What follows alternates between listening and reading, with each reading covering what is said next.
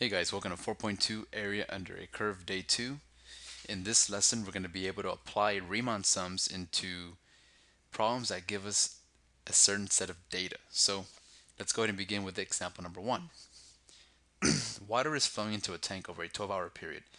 The rate at which water is flowing into the tank at various times is measured, and the results are given in the table below, where R of t is measured in gallons per hour and T is measured in hours. The tank contains 150 gallons when 150 gallons of water when T is equal to 0.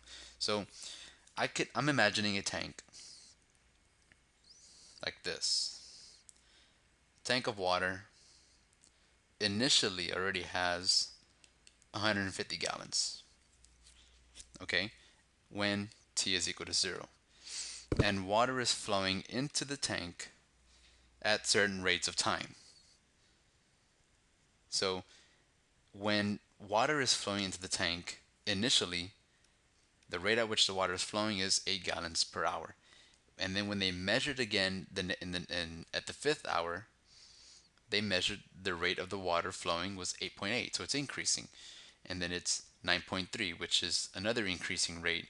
And then at the 12th hour, it seems to have dropped down to 9.2.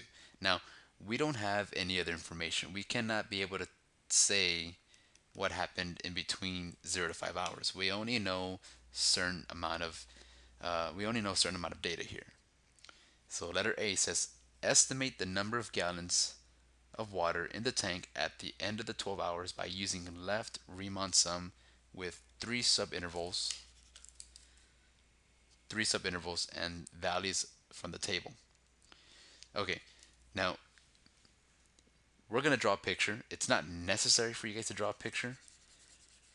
graph, but let's go ahead and do one so you guys can see it, and then later on you would just be able to know the shortcuts.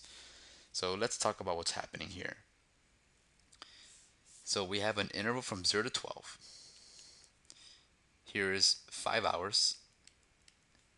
Here is 8, and that's it. Okay. Now notice my bases are not equally spaced out. This is 5, this is 3, and then 4. Let's go ahead and graph our rate, our R, the gallons per hour. So it's going to be 8 here. I'm going to make this 9. So 0 to 8, for sure it's right there. 5 and 8.8 is somewhere close to the 9. 8 and 9.3. And then finally 12 and 9.2, a little bit lower than the other one. Okay, so there is my graph. Not necessary, but it's going to help you. If it helps you, then good. Alright, so let's go ahead and use left Riemann sum. So left Riemann sums, we start from the left, go down, left, go down. Oops, I don't mean it for it to connect. Left, and then go down. So what is the height at 0? It's 8, then it's 8.8, and then it's 9.3. So remember in the last video that left Riemann sum only depends on the first set of given data, omitting the last. So let's go ahead and write our area, which represents gallons, the number of gallons. So it's going to be area is equal to, let's take the base times the height. So the base is 5 times 8 plus 3 times 8.8. Oops. And then finally 8 times 9.3.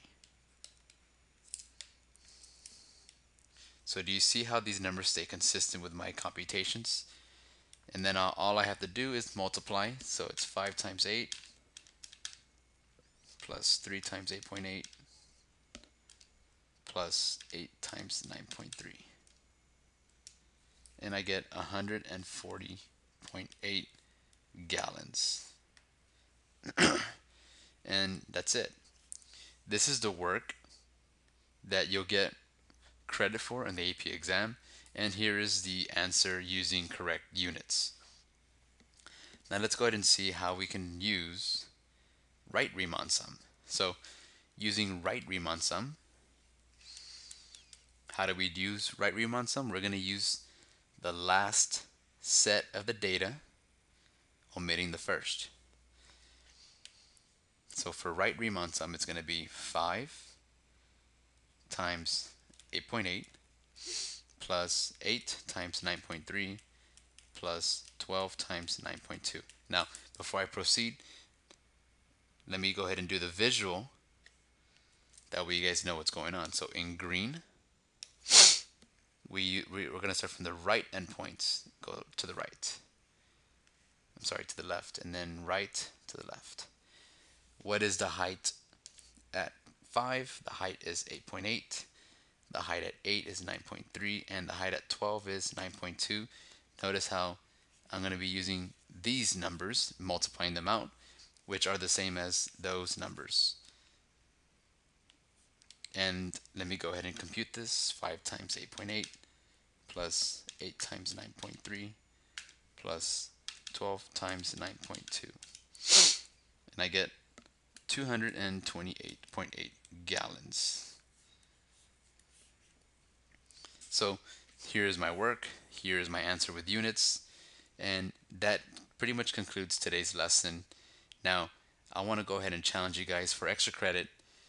This is supposed to be part C. This is B. For extra credit, I want you guys to do the same thing and find me the area using trapezoidal sum. And that'll be for extra credit. And I want you guys to compare how the answers, what the trapezoidal sum is compared to the left Riemann sum and the right Riemann sum. So for extra credit, go ahead and turn that in, and I'll see you guys in the next video.